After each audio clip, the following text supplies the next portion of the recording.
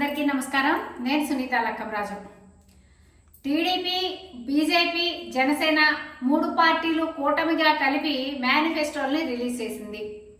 మరి ఆ మేనిఫెస్టో చూసినట్టయితే అసలు ఆ మూడు పార్టీలు కలిపి రిలీజ్ చేసిన మేనిఫెస్టోలో మరి నరేంద్ర మోదీ గారి బొమ్మే లేదు.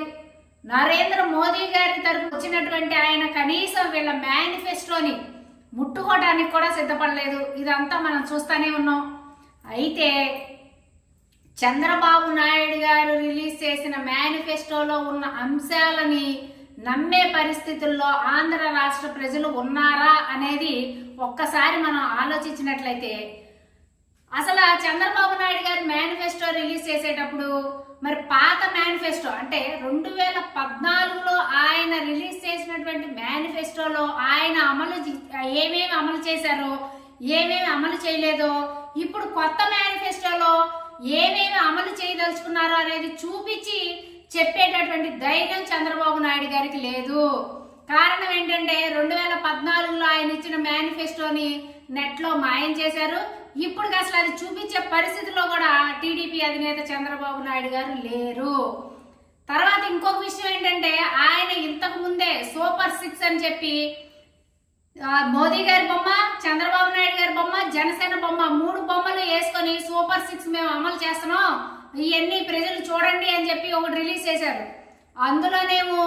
అందులో ఉన్న పథకాలు ఆయన పెట్టిన సూపర్ 6లో ఉన్నవి మరి వృద్ధులకి 4,000 రూపాయలు పెన్షన్ ఇస్తాను అని చెప్పి, అవ్వాతాతలకి 4,000 రూపాయలు పెన్షన్ ఇస్తాను అని చెప్పి చెప్పారు.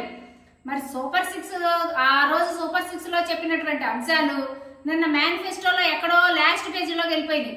తర్వాత చూసుకున్నట్టయితే నిన్న ఈ రోజు పేపర్లలో ఫ్రంట్ పేజీలలో మరి చంద్రబాబు నాయుడు గారు ఒక్కడే, మరి కూటమి అన్నారు కదా, కూటమి అంటే ముగ్గురు ఉండాలి కదా, ముగ్గురు లేకుండా చంద్రబాబు నాయుడు గారి బొమ్మ ఒక్కటే ఉండి వెంటలు ఇవ్వటం, అభ్యర్థించడం చేస్తా ఉన్నారు. అంటే కూటమి అంటే ఫస్ట్ లో మోడీ గారి బొమ్మ తీసేశారు, తర్వాత పవన్ కళ్యాణ్ ఆయన కలిపి మేనిఫెస్టోని రిలీజ్ చేశారు.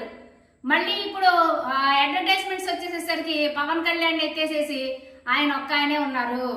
అంతేకాకుండా ఈ మనుషుల్నే అప్పుడప్పుడు తీసేయడం కాదు, పార్టీల్ని ఏ పార్టీలు ఆ పార్టీల్ని ఆయన మరి ఎన్నికలు అయ్యి రిజల్ట్స్ వచ్చిన తర్వాత కట్ చేయడం కాదు, ముందుగానే కట్ చేసేస్తున్నారు. కుటుంబంలో ఉన్న వాళ్ళు మమ్మల్ని కట్ చేస్తున్నారని కూడా తెలుసుకోలేకపోతా ఉన్నారు, కానీ జనం అందరూ గమనిస్తా ఉన్నారు.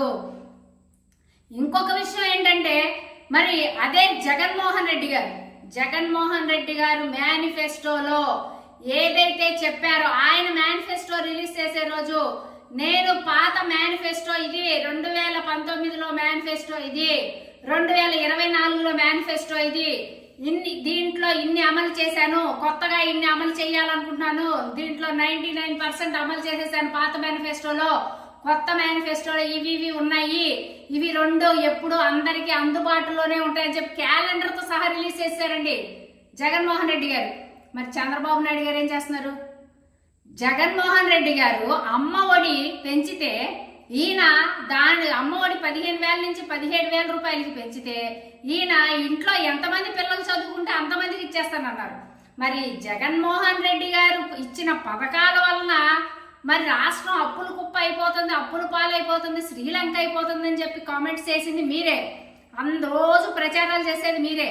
మరి ఇప్పుడు మీరు ఇన్ని పథకాలు పెట్టారు, ఈ సూపర్ 6 అన్నారు, 6.0 అన్నారు, 2 అన్నారు, 3 ఏదేదో చెప్తా ఉన్నారు. మీ మేనిఫెస్టో మీది, మరి పవన్ కళ్యాణ్ గారి మేనిఫెస్టో పవన్ కళ్యాణ్ గారిది.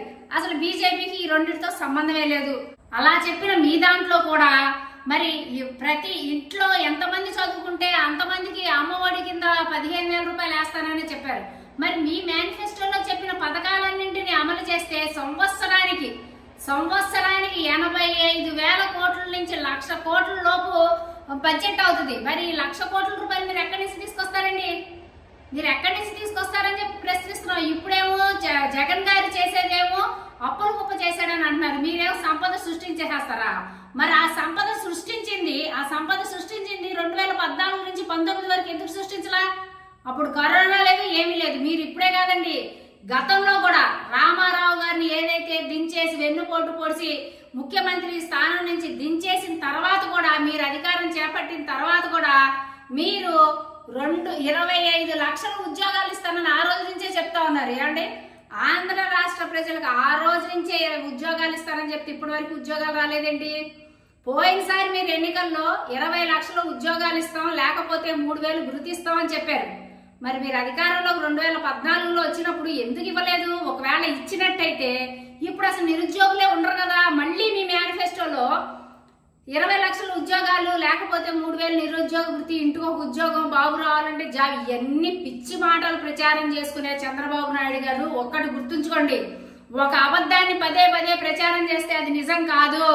అది అవుతుందేమో అనుకొని మీరు అనుకుంటున్నారేమో. ఇవన్నీ కూడా ప్రజలు గమనిస్తానే ఉన్నారు. మీకు గట్టిగా బుద్ధి చెప్తారు అని చెప్పి కూడా తెలియజేస్తా ఉన్నారు.